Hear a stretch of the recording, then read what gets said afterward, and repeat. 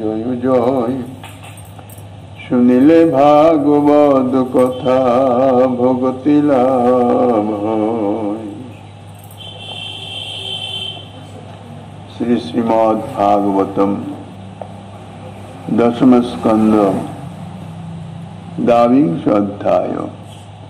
আপ্লুত্যাম্বসি কালিন্দ্যা জরান্তি চোদিতয়োরুণে কৃত্বা প্রতিকৃতিং দেবী মানরচূল নৃপস্যৈকতিম গন্ধৈর্মাল্যৈ সুরভিভির বলিভির ধূপ দীপকৈ উচ্চাবচৈশ্চোপহারৈ গ্বাল ফল তণ্ডুলৈ।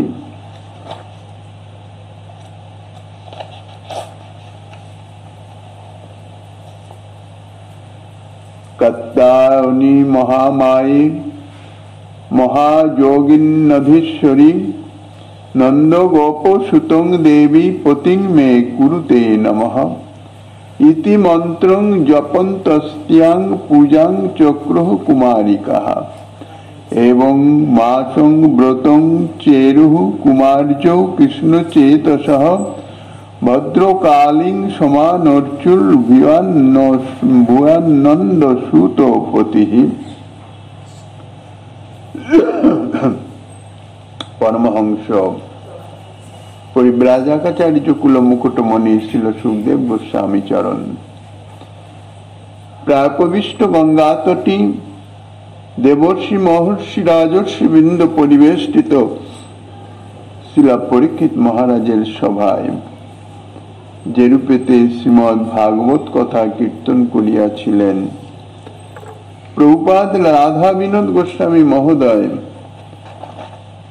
তাহার শ্রী ভাগবতামৃত বর্ষিণী টিকাতে তাহারই যাহা আস্বাদনী দিয়াছেন, প্রসঙ্গত অধুনা তাহাই কীর্তিত হইতেছে। শ্রী সুখদেব গোস্বামী পাদ শ্রী গোবিন্দের মধুরাতি মধুর ব্রজলীলা, যাহাতে ব্রজকুমারিকাগণ শ্রীকৃষ্ণকে অর্থাৎ ব্রজেন্দ্র নন্দন সুত শ্রীকৃষ্ণকে পতিরূপে প্রাপ্তির নিমিত্ত কাত্যায়নী ব্রত করেছিলেন বৃন্দাদেবীর উপদেশে। সেই কাত্যায়নী ব্রত যে ব্রজকুমারিকাগণ যাহা আচরণ করেছিলেন সুদীর্ঘ 1 মাস, সেই সম্বন্ধে বর্ণনা করিতেছেন।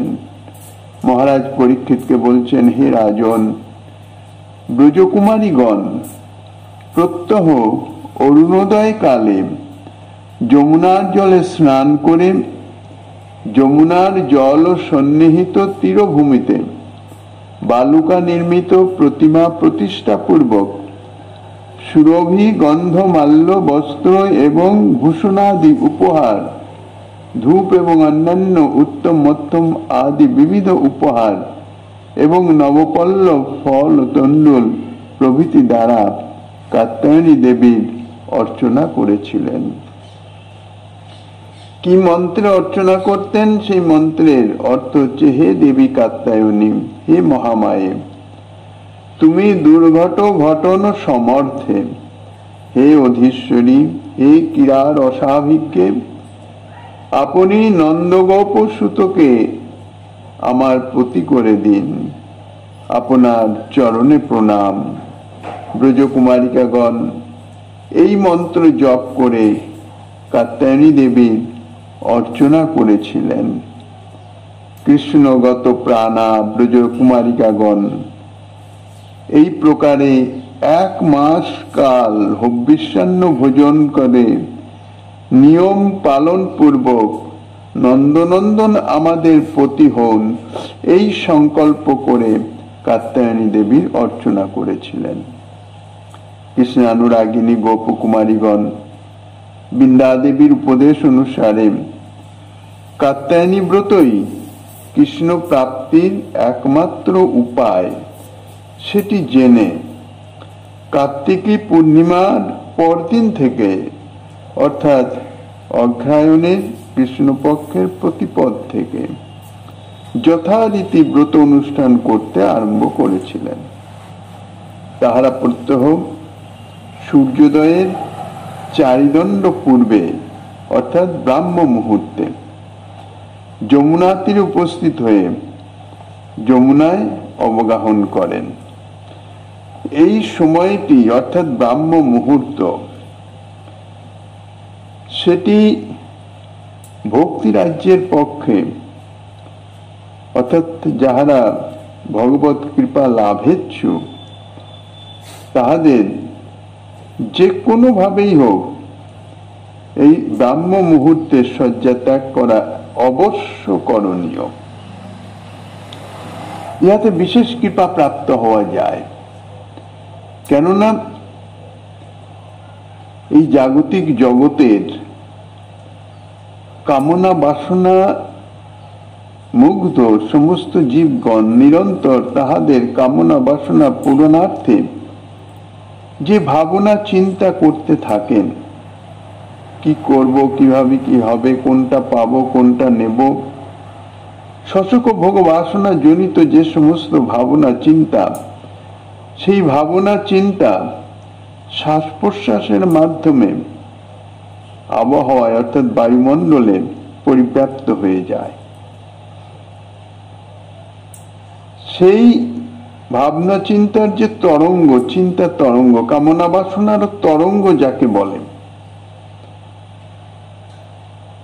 সেই সময়ে শুদ্ধ আত্মা যানরা তারা ভূমণ্ডলের ধারের কাছেও আসতে পারেন না।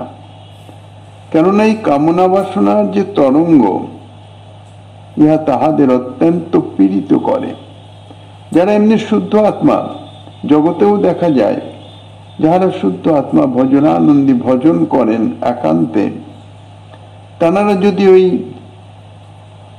জনকোলাহল বিশিষ্ট কোন স্থানে যদি তাঁরা উপস্থিত হন, তাহাদের যেন শ্বাসকষ্টের অনুভব হয়, অর্থাৎ যেন স্বচ্ছন্দ নিঃশ্বাস নিতে পারেন না।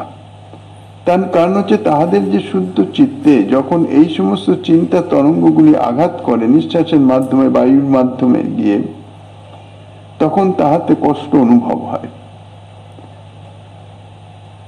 তো যখন মধ্যরাত্রি হয়ে যায়,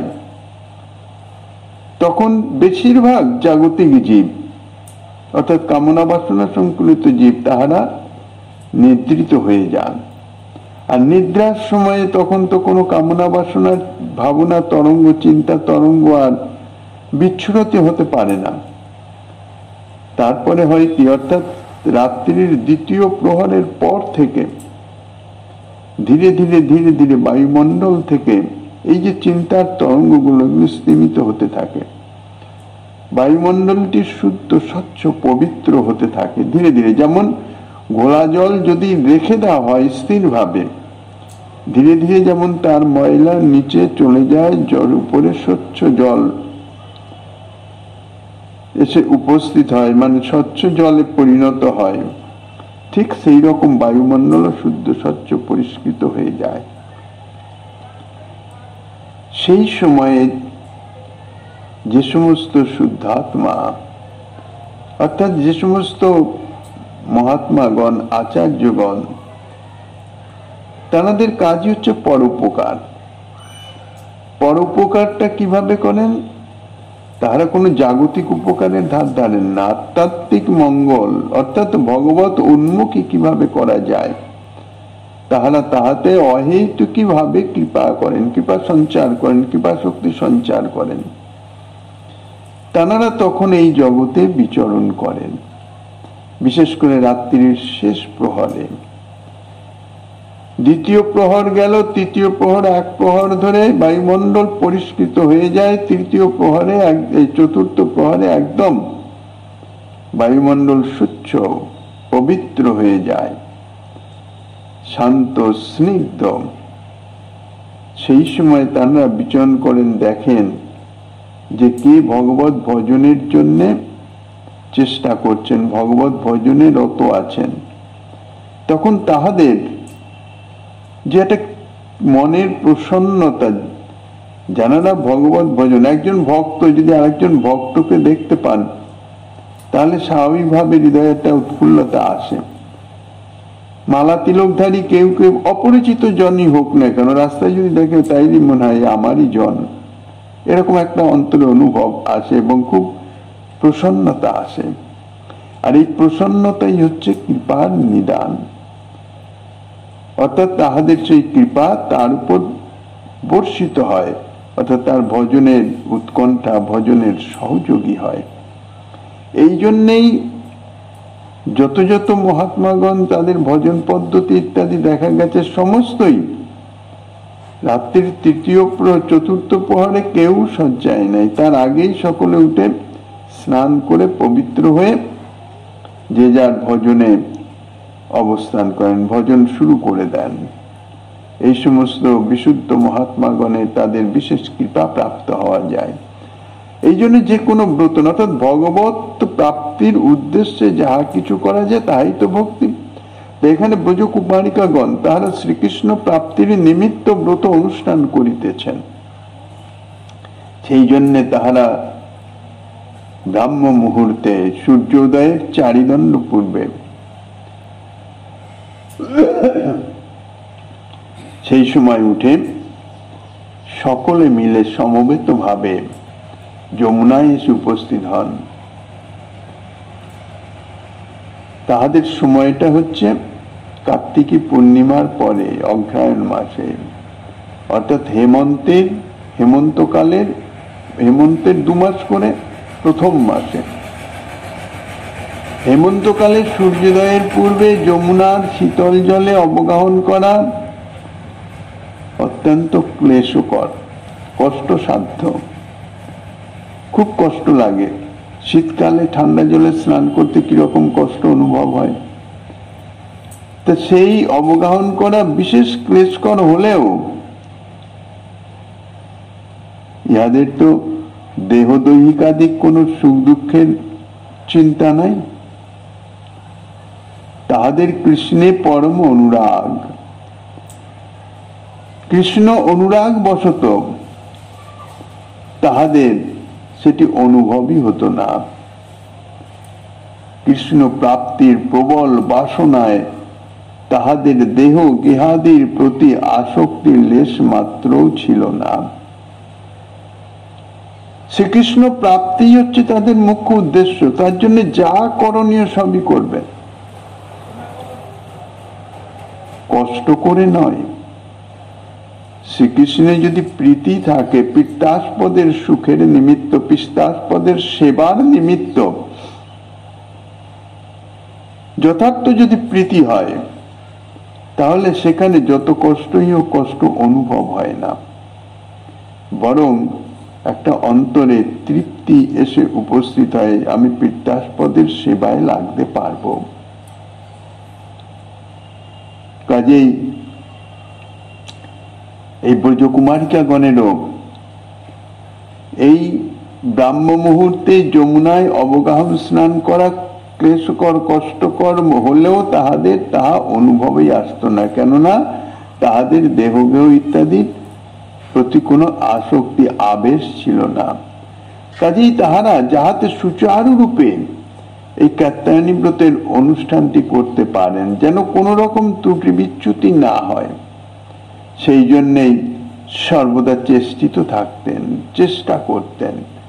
নচেত এই সমস্ত অল্প বয়স্কা কুমারীগণের পক্ষে শেষ রাত্রিতে যমুনা তীরে উপস্থিত হয়ে স্নান পূজাদি করা, বিশেষ করে যমুনা তীর খোলা জায়গা, সেখানে তো শীতের প্রারম্ভে ঠান্ডা হাওয়া প্রবাহিত হতে থাকে, বালুকা তাহাও অত্যন্ত ঠান্ডাই থাকে।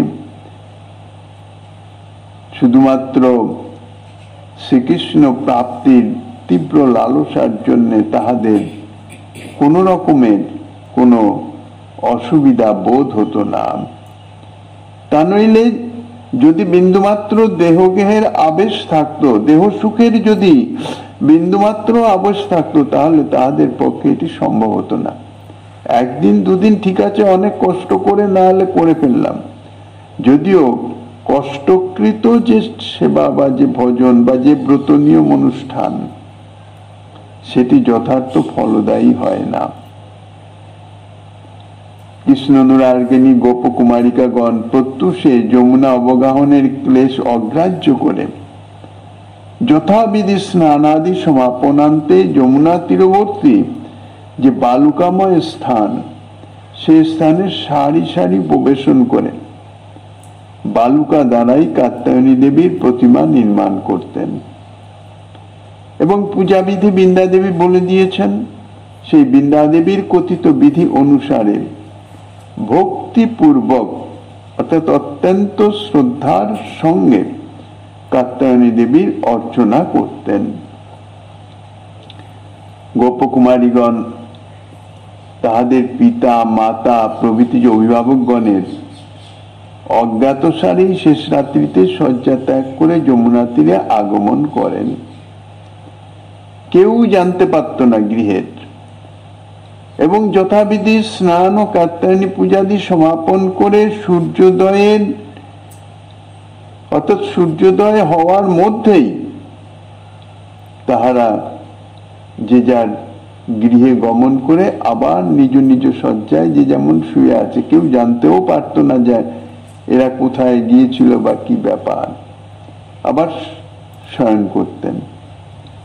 ব্রজবাসীগণ কেহই গোপকুমারিকাগণের এই কাত্যায়নী পূজাদির বৃত্তান্ত জানেন না। সাধারণত শীতকালে সূর্যোদয় তো একটু দেরিতেই হয়, আর অতি প্রত্যুষে সাধারণ যে গৃহস্থ লোক তাহারা সচরাচর শয্যা ত্যাগ করেন না বিশেষ প্রয়োজন না হলে। সূর্যোদয় হলেই তাই স্বাভাবিকভাবে সকলেই শয্যা ত্যাগ করে যে যার গৃহকর্মে রত হন। গোপকুমারিকাগণ যমুনায় স্নান করেই তাড়াতাড়ি বালুকা দ্বারা কাত্যায়নীর প্রতিমা নির্মাণ করে তাহাই প্রতিষ্ঠা করতেন এবং যথাবিধি অর্চন করে প্রতিমা বিসর্জন দিয়ে পূজা স্থান নিরঞ্জন করে অর্থাৎ পরিষ্কার করে কোন রকম চিহ্ন রেখে যেতেন না, নিজ গৃহে চলে যেতেন। সময়টা কতটা? 4 দণ্ড।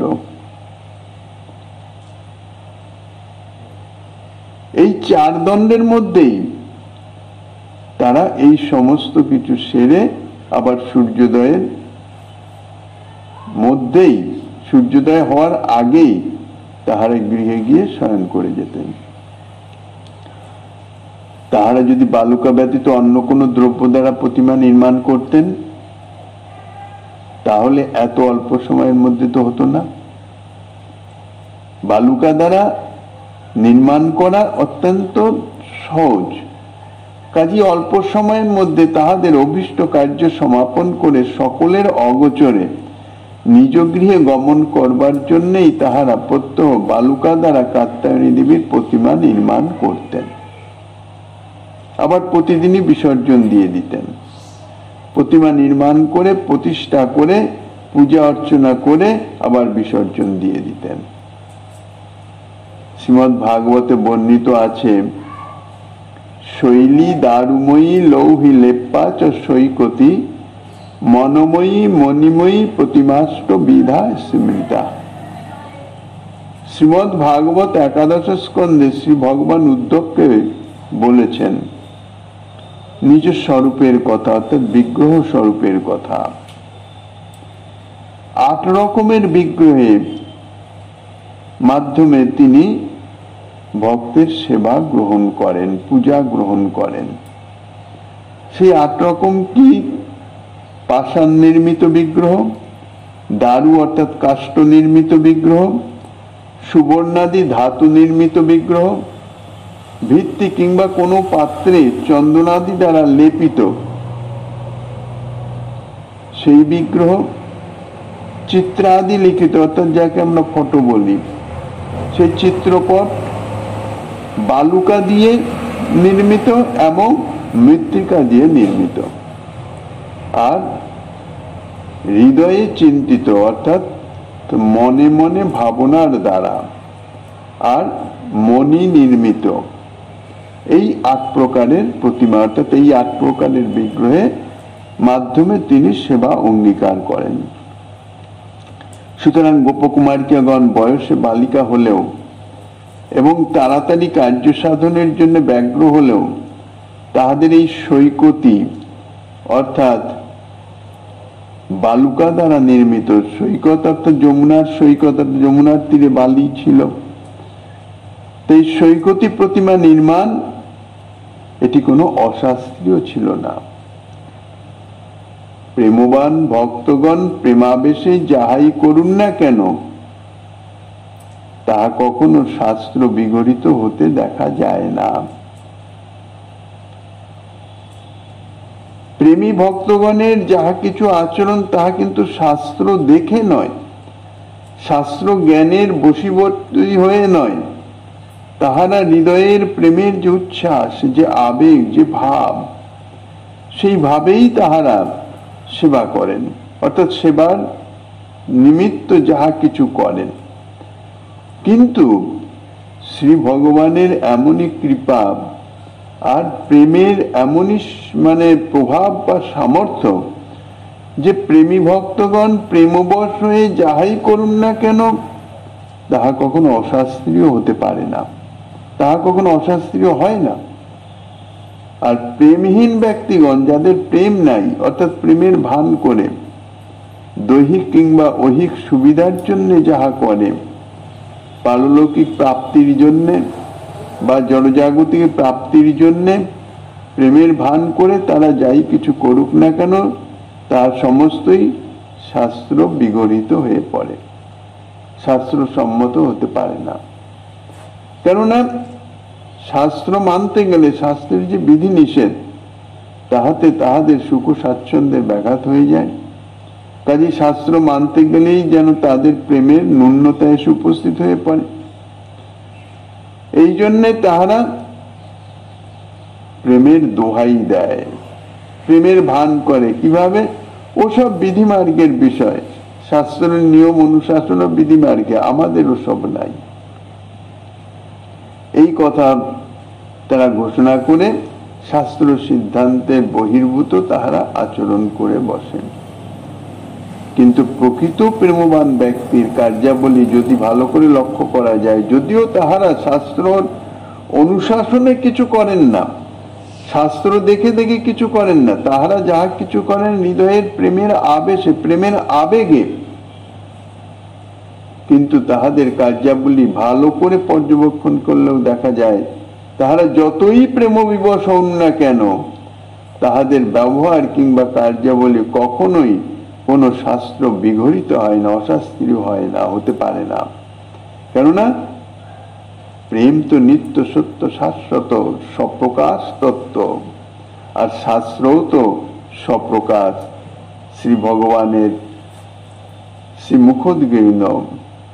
কাজে উভয় তো একই তত্ত্ব। যথার্থ প্রেম যদি হৃদয়ে থাকে তাহলে তার দ্বারা অশাস্ত্রীয় কার্য হবে কি করে? প্রেম তো অশাস্ত্রীয় নয়। তাই প্রেমবতী গোপকুমারিকাগণ, তাহাদের যে কৃষ্ণ অনুরাগ তাহা বিশুদ্ধ। কাজে কৃষ্ণ প্রাপ্তির ব্যাকুলতায় অধীর হয়ে বৃন্দাদেবীর উপদেশ অনুসারে কৃষ্ণ প্রাপ্তির উপায় রূপে কিভাবে কৃষ্ণ প্রাপ্ত হওয়া যায়, অর্থাৎ ভজন পদ্ধতি, কৃষ্ণ শক্তি কাত্যায়নী দেবীর পূজায় প্রবৃত্ত হয়ে যথাবিধি আসন স্বাগত পাদ্য অর্ঘ্য প্রভৃতি ষোড়শবিধি উপাচার সমর্পণ করে ভক্তি ভরে কাত্যায়নী দেবীর চরণে পুনঃ পুনঃ কৃষ্ণ প্রাপ্তির বাসনা জ্ঞাপন করতেন। প্রেমবশত তাহাদের এমন কোন ভ্রান্তি কিংবা স্পর্ধা কখনো উপস্থিত হয় নাই যে যাহাতে তাহাদের কোন প্রকার উপাচার সমর্পণের কোন রকম ত্রুটি ঘটতে পারে। যদিও তাহারা বয়সে বালিকা এবং পিতামাতা প্রভৃতি অভিভাবক বর্গের সম্পূর্ণ অজ্ঞাতে শেষ রাত্রিতে অতি গোপনে যমুনা তীরে এসে এই কাত্যায়নী দেবীর অর্চনা করতেন, তথাপি তাহাদের কৃষ্ণ প্রাপ্তির লালসা সেটি এতই বলবতী ছিল যে কোনো প্রকার অঙ্গহানি হলেই পাছে তাদের প্রতিরূপে কৃষ্ণ প্রাপ্তির কোনো বাধা ঘটে যায়, অর্থাৎ তাহাদের অভিষ্ট সিদ্ধ না হয়। এই ভয়ে অর্থাৎ এই জন্যেই যাহাতে অভীষ্ট সিদ্ধি হয়, অর্থাৎ শ্রীকৃষ্ণকে প্রতিরূপে অবশ্যই প্রাপ্ত হতে পারি, সেই জন্য অনুষ্ঠানের যাতে কোনো ত্রুটি বিচ্যুতি না হয় সে সম্বন্ধে তাহারা বিশেষ সচেতন ছিলেন। এই জন্য তারা প্রাণপণ চেষ্টা করে পাদ্য, অর্ঘ্য, ধূপ, দীপ, তণ্ডুল, ফল ইত্যাদি সর্ববিধ যে পূজার উপকরণ তাহা সংগ্রহ করেছেন এবং তাহা যথারীতি যথাবিধি কাত্যায়নী দেবীকে অর্পণ করেছেন। যদিও প্রেমের ঠাকুর প্রেমই চান, তিনি কোন প্রকার বাহ্যাড়ম্বরের অপেক্ষা করেন না। বাহ্য পূজা ইহা হচ্ছে যথাযথ, লোক দেখো না পূজায় কোনো লাভ নাই। মনে মনে প্রেম পুষ্প ভক্তিচন্দন দ্বারা পূজা করতে হয় ইত্যাদি প্রকার কোন বাজে কথাই তাহাদের মনে স্থান দেয় নাই। বাস্তবিক এগুলি হচ্ছে বাজে কথা।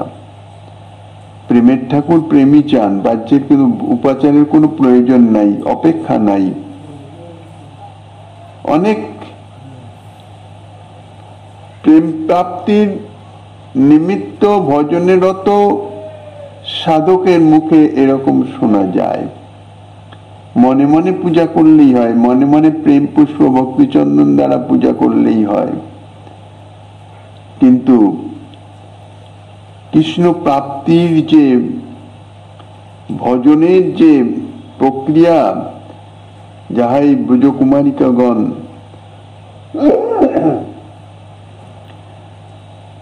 আচরণ করে দেখিয়ে দিয়েছেন,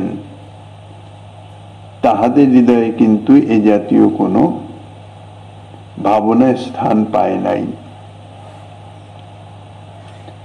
যাহাদের প্রকৃত প্রেম আছে তাহাদের প্রেম সেবায় কোনো প্রকার ত্রুটি বিচ্যুতির সম্ভাবনাই থাকে না। প্রেমাধীন শ্রী ভগবানই তাহাদের সর্ববিধ ত্রুটির সামঞ্জস্য করে দেন, যাহাতে কোনো রকম ত্রুটি না হয়। কেননা তাহাতে তো প্রেমের মর্যাদাহানি হয়ে যাবে। কিন্তু প্রেমহীন ব্যক্তির, যাদের হৃদয়ে যথার্থ প্রেম নাই কিন্তু প্রেমের ভান করেন,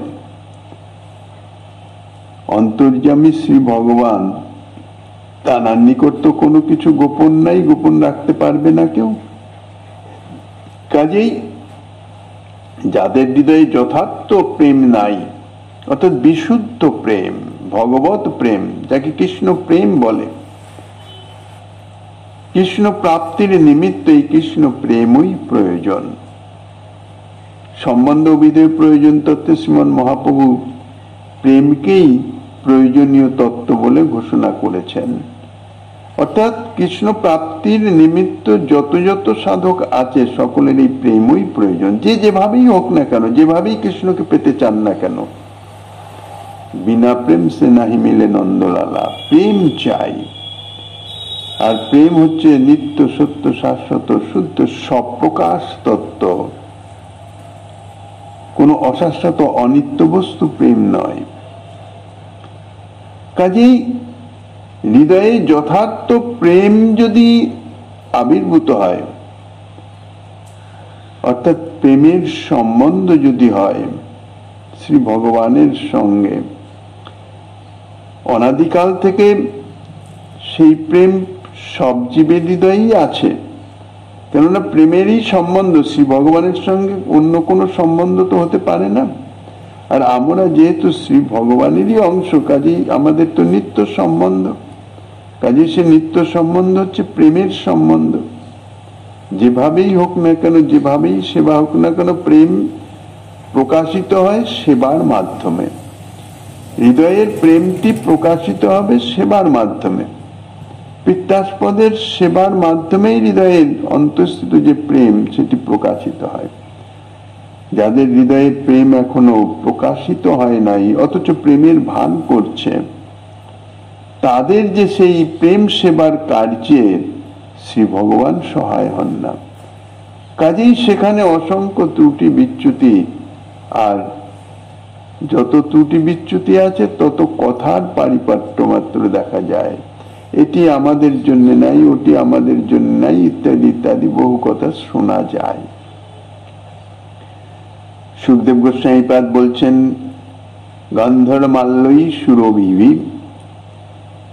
এই সমস্ত শ্লোক আলোচনা করলে মনে হয় যে গোপকুমারিকাগণ গন্ধমালা প্রভৃতি সর্ববিধ উপাচারই সমর্পণ করেছেন, কিন্তু তাহারা বোধহয় শাস্ত্রীয় প্রণালী অনুসারে যাহার পর যে উপচার সমর্পণ করতে হয় সেভাবে করেন নাই।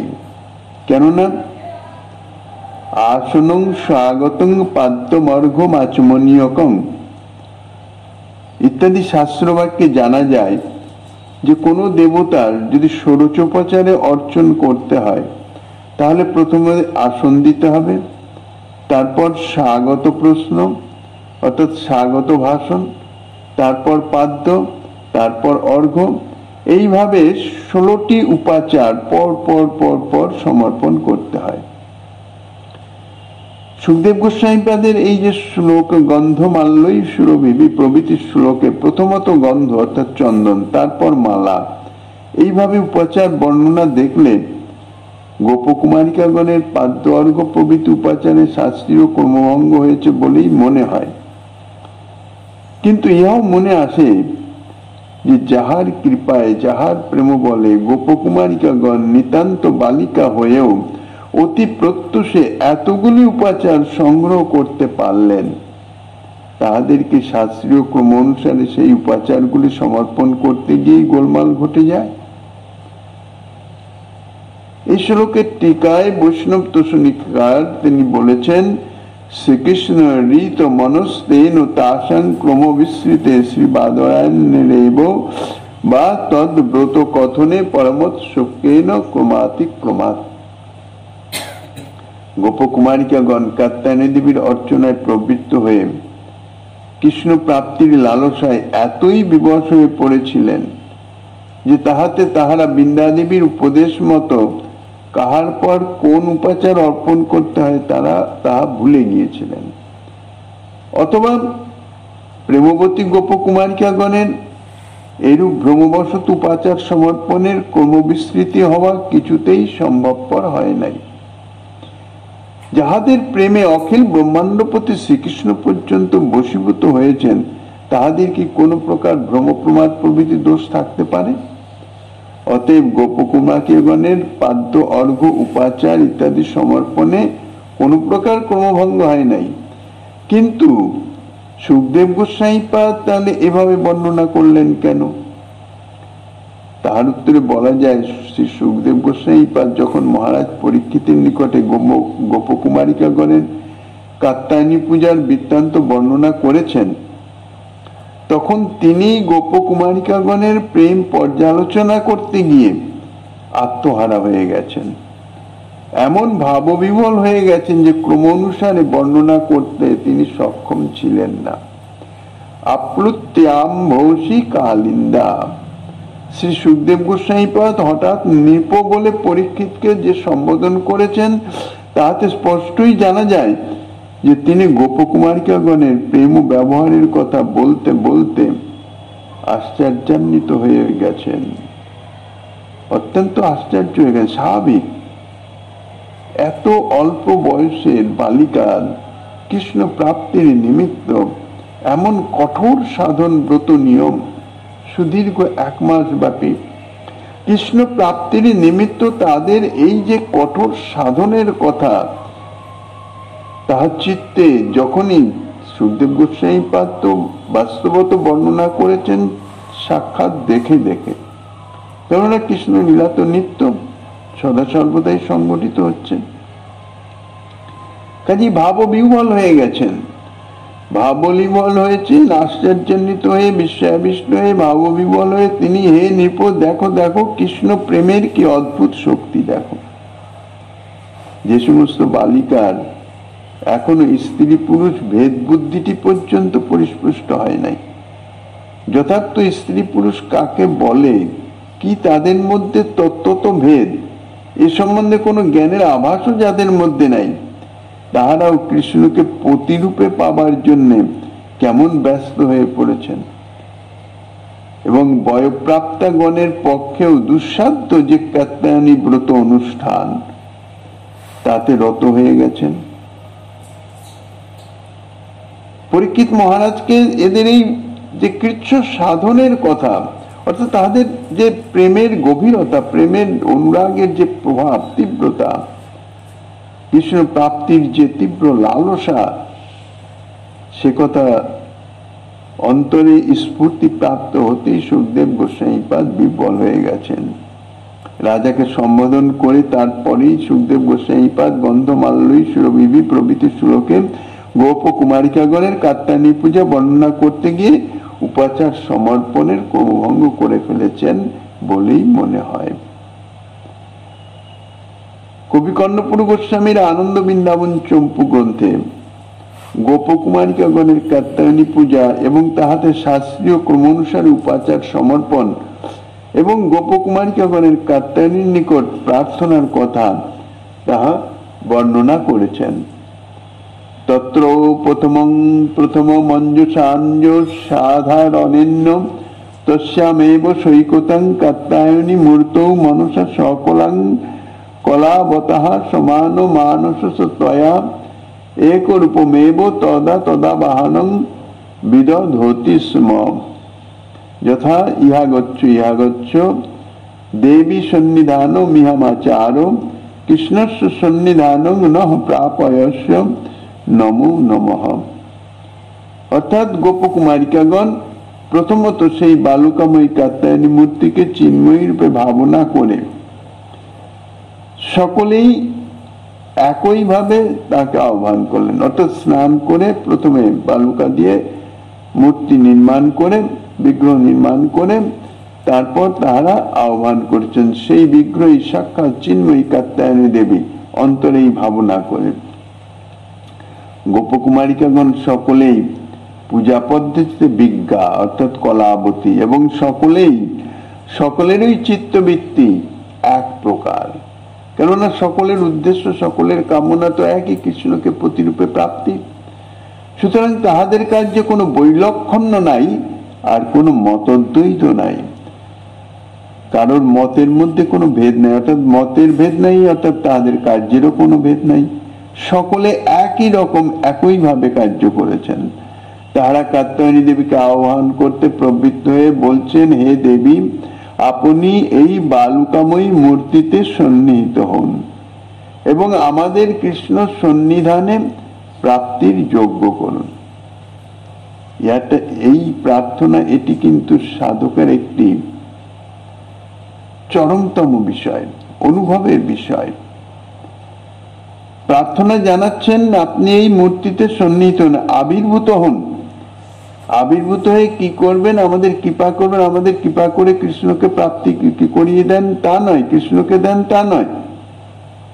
তাদের প্রার্থনা কৃষ্ণ সন্নিধানে প্রাপ্তির যোগ্য করে দিন, আমাদের যোগ্য করে দিন, যাতে আমরা কৃষ্ণের সান্নিধ্যে অবস্থান করতে পারি। সাধকের এরকম ভাবনাই হওয়া উচিত।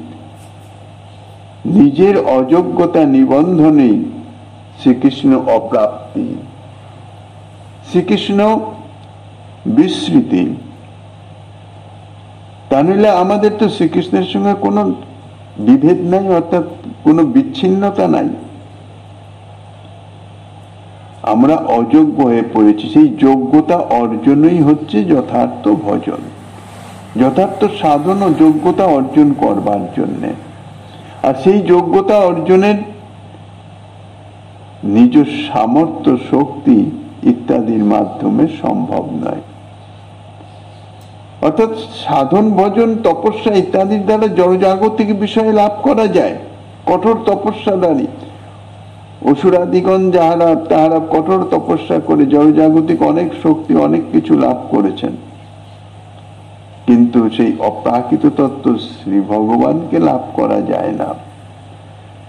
শ্রী ভগবানকে লাভ করতে গেলে নিজেকে যোগ্য হতে হবে। নিজের যোগ্যতা অর্জনে অভীষ্ট দেবের কৃপা বিশেষ অপেক্ষা রাখে। এই জন্য ব্রজকুমারিকাগণের প্রার্থনা, আমাদের কৃষ্ণ সন্নিধানে প্রাপ্তির যোগ্য করে দিন। আপনার চরণে আমাদের কোটি কোটি নমস্কার। ইত্যা বাহ্য বাহ্য বৃত্তি রহিতা অবহিতা নতাঙ্গা পুনস্তথৈব বিমল মানস মাসনগ্রতয়গ্র তোষেন সমুপনীয় পনীয়তাং পূর্ববৎ মনসৈব নিবদায় আমাসু অশ্বতামিহ ভো দেবী দিব্য মানস মিশ্রুতাং अस्माकमंक पर्यंक कृष्णा सन मुदीरय। গোপ কুমারিকগণ এইভাবে কাত্যায়নী দেবীকে আহ্বান করে বাহ্য জ্ঞান রহিত অবস্থায় অতি সাবধানে কাত্যায়নী দেবীর চরণে নত হয়ে অতি সুশোভন আসন লয়ে সমাহিত চিত্তে কাত্যায়নী দেবীকে অর্পণ করলেন। কাত্যায়নী দেবীকে অবস্থানের জন্য আসন অর্পণ করে প্রার্থনা করছেন, হে দেবী, আপনি এই দিব্যাসনে উপবেশন করুন। আপনার কৃপায় আমরা যেন আমাদের করজ্জাংকে কৃষ্ণের আসন প্রদান করতে সমর্থ হই, আমাদের যেন তাদৃশ শক্তি আসে, তাদৃশ যোগ্যতা লাভ হয়।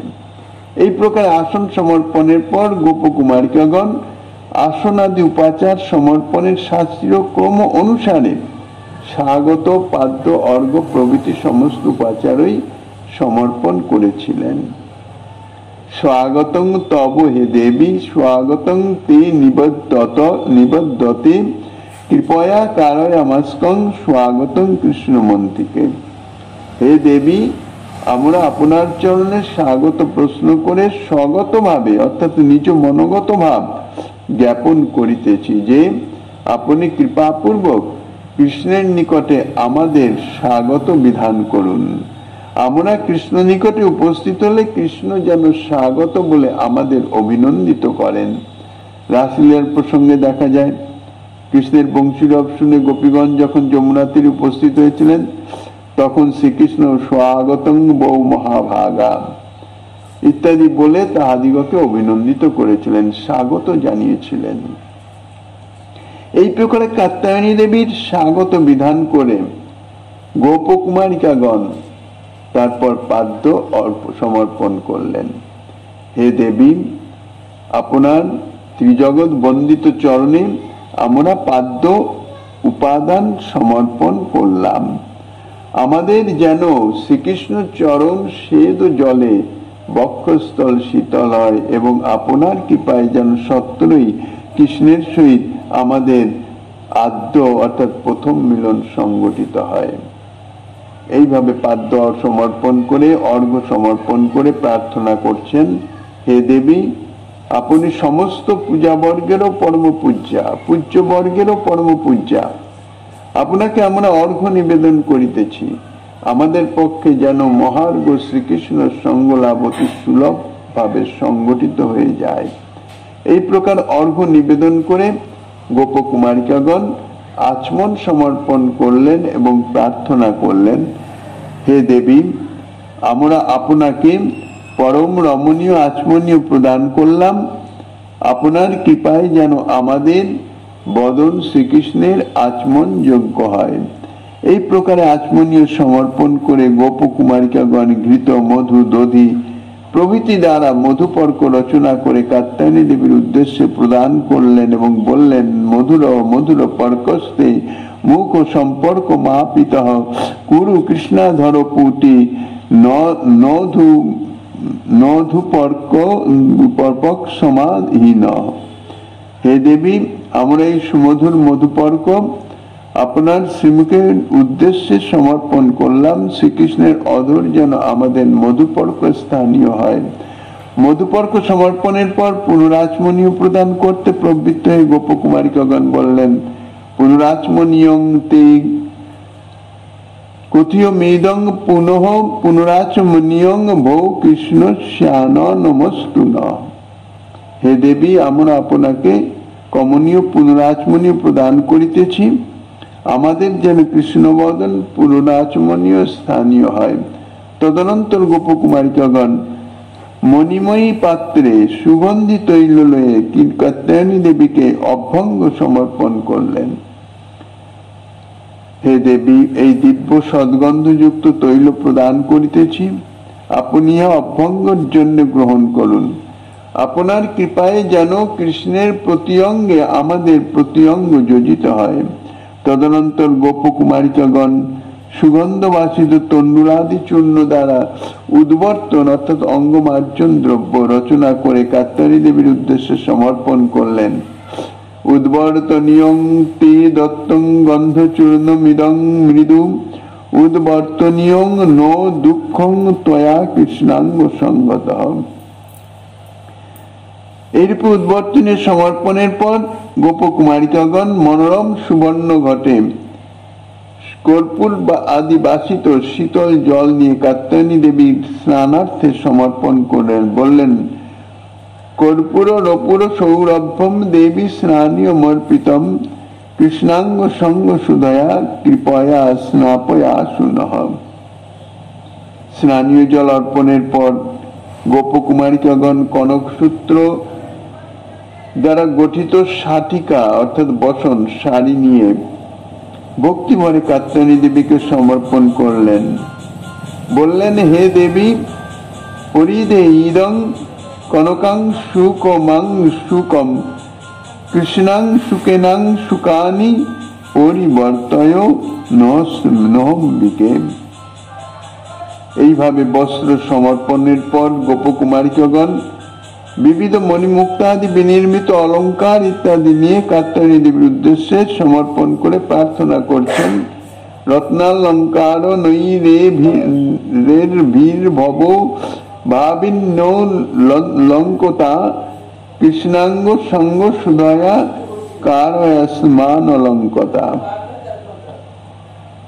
গোপকুমারিকাগণ কস্তুরী কুমকুম কর্পূর প্রভৃতি দ্বারা সদ্গন্ধ রচিত অনুলেপন নিয়ে কাত্যায়নী দেবীর উদ্দেশ্যে সমর্পণ করে প্রার্থনা করলেন। অনুলেপন মেতত্তে দেবী দিব্য মুপারিতম কৃষ্ণানুলেপ সৌরভ্যই শ্রবিকারয়স্য ন। তারপরে জ্ঞানেন্দ্র আনন্দবর্ধন চন্দন অগুর প্রভৃতি নিয়ে কাত্যায়নী দেবীর উদ্দেশ্যে সমর্পণ করলেন।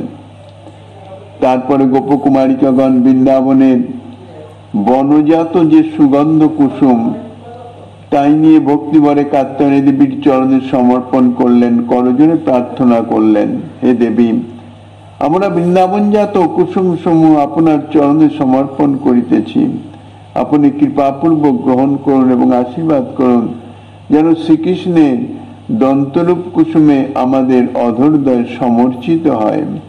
এইরূপে কাত্যায়নী চরণে কুসুম সমর্পণ করে গোপকুমারিকাগণ অগুল গুগ্গুল বীরণমূল প্রভৃতি সুগন্ধ দ্রব্য দ্বারা ধূপ রচনা করে তাহা জলদঙ্গারে নিক্ষেপ করলেন এবং কাত্যায়নীর উদ্দেশ্যে সমর্পণ করে প্রার্থনা করলেন, হে দেবী, সুগন্ধি দ্রব্যজাত এবং সকম্প ধূম সমন্বিত ধূপ আপনাকে সমর্পণ করিতেছি, আপনি হাতে ধূপিতা অর্থাৎ দীপ্তিমতী কিংবা সদ্গন্ধশালিনী হন। তারপরে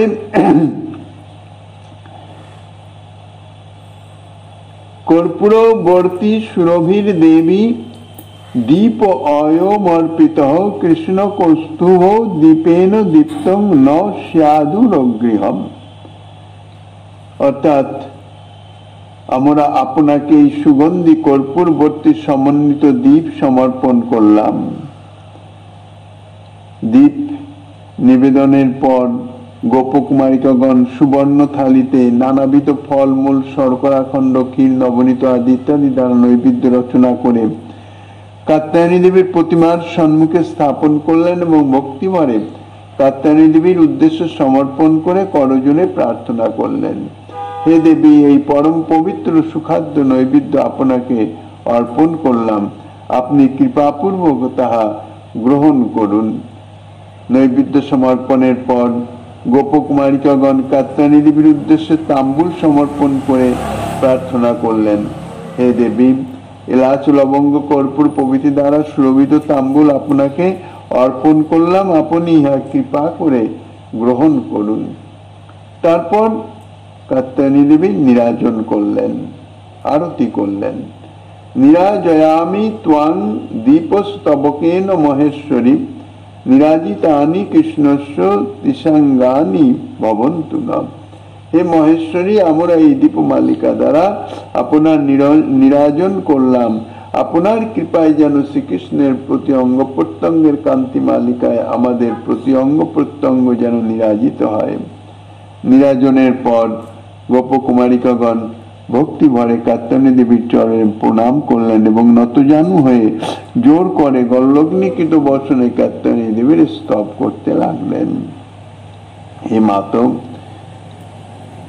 হেরম্ব জননী, সর্বসামর্থ্য যুক্তা ব্যক্তির আপনার স্তব করতে, সর্বসামর্থ্যযুক্ত ব্যক্তিও আপনার স্তব করতে অক্ষম। মহাদেবের মহামাহাত্ম্যে, ব্রহ্মার জগদৈশ্বর্যে এবং বাগপতির পাণ্ডিত্যেও আপনার স্তুতি করা সম্ভবপর নহে। আপনি পরম প্রভাবশালী মহাবিষ্ণুর যোগমায়া শক্তি, অতএব আপনি সর্বোত্তমা। আপনি ইচ্ছা করলে অসম্ভব সম্ভব হয়, সম্ভব অসম্ভব হয়ে যায় এবং সুনিয়ত বস্তুও অনিয়ত হয়ে পড়ে। আপনি তুষ্টি, পুষ্টি, শান্তি, খান্তি, বিদ্যা এবং অবিদ্যা। আপনি সর্বজীবের ভববন্ধন এবং ভবসাপ মোচনের কর্ত্রী। হে মাতো, সর্বাণী আপনার অপাঙ্গ দৃষ্টি প্রভাবে সর্বজগতের উৎপত্তি এবং প্রলয় হয় এবং স্থিতি ও উন্নতি সাধন হয়। আপনি সর্বমঙ্গল শিরোমণি এবং সর্বদেবগণের শিরোধার্য। আপনার আজ্ঞা ও কীর্তি রাজহংসীর ন্যায় ধবল স্বচ্ছ রূপে সর্বত্র বিরাজিত। হে পরাৎপরে, হে কৃষ্ণ পরে, হে পরম বৈষ্ণবী শক্তি রূপে, হে পরোপকারক রতে, হে পরমেশ্বরী, আমরা আপনার চরণে আমাদের কোটি কোটি প্রণাম। আপনি সর্বশ্রেষ্ঠ এবং সর্বজগতের হৃদয়জ্ঞ। আপনার কৃপায় যেন আমরা গোপরাজ নন্দনকে প্রতিরূপে লাভ করতে পারি। কৃষ্ণ প্রেমবতী গোপকুমারিকাগণ শ্রীকৃষ্ণকে প্রতিরূপে পাইবার লালসায় বৃন্দাদেবীর উপদেশ অনুসারে এই রূপে ভক্তি ভরে কৃষ্ণ শক্তি কাত্যায়নী দেবীর অর্চন করলেন। কৃষ্ণ প্রেমের অপার মহিমায় তাহাদের কোনো কার্যেরই কোনো প্রকার ত্রুটি হলো না। তাহাদের আন্তরিক আগ্রহ এবং প্রতিরূপে কৃষ্ণ প্রাপ্তির ব্যাকুলতাই তাহাদের সর্ববিধ কার্যের প্রধান সহায় হয়েছিল। আনন্দ বৃন্দাবন চম্পু গ্রন্থে কবি কর্ণপুর গোস্বামী পাদ এইভাবেই বর্ণনা করেছিলেন। পরবর্তী যাহা কিছু আস্বাদনী গোস্বামী পাদ দিচ্ছেন শ্রীমান মহাপ্রভু গিরিধারীলালের কৃপা হলে আগামী দিন আস্বাদনের বাসনা রেখে অধ্যকার ভাগবতী কথার এখানেই বিশ্রাম।